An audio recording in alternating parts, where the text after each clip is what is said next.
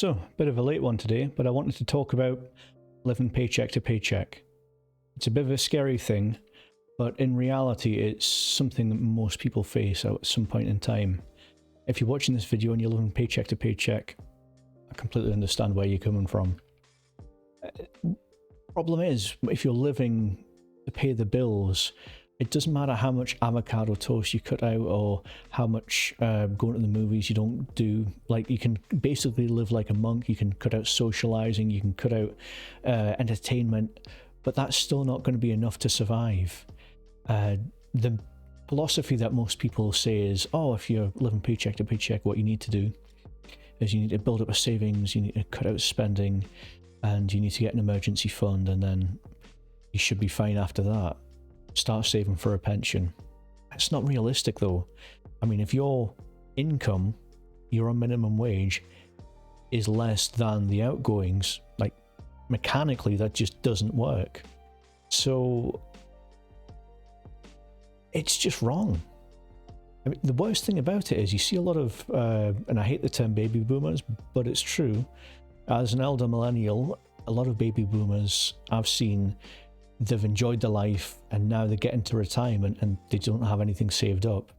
They don't own property. And then I think in the next 10 years, there's going to be a spike in old age homelessness because the rent is getting so high as well.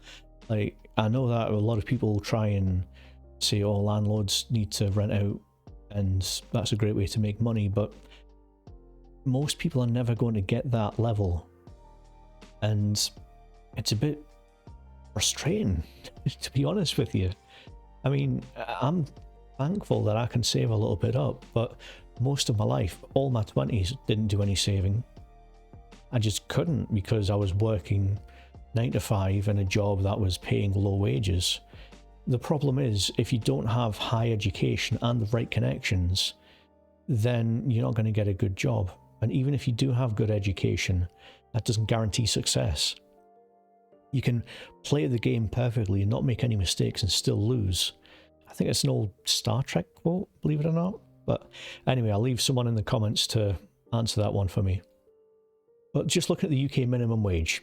Okay, going here from 2016, 720, all the way up to April 2022, it's 950. It's going up piece by piece, a little bit at a time. The problem is, if we look at the inflation rates over the past 2-3 years, the inflation is hitting 9%, 10%. I mean, the highest one here is 11.05% in October. So the price of everything is going up. And the people in business are using that as an excuse to inflate the prices even higher than the inflation rate. And then how are we supposed to get around this without going into debt? It's a tricky situation, but I feel like something's got to give. There's got to be a turn somewhere. But I don't have the answers, but I've just got all the questions. But if you've got a better idea, because I don't think pulling up yourself up by your bootstraps is a realistic thing. If you want to make more money, you need to have skills and social connections that are valuable. If you don't have that, then you've got no chance.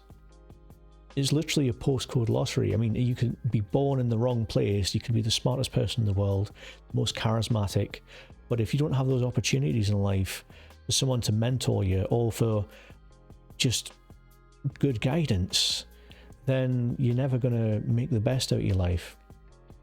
It has really become a pyramid in the sense that all of the jobs are at the bottom and all the money's at the top. I don't think there's a middle class anymore either. I mean, these days there's not middle class, working class and upper class. There's, do you own property or do you not own property? That's the big divider in society these days. But we shouldn't have to work 40 hours a week and then do a side hustle for an extra 20 hours a week. That shouldn't be a requirement to save, but it is. So you've got to just keep plowing on and don't be too hard on yourself because it's not your fault. Anyway,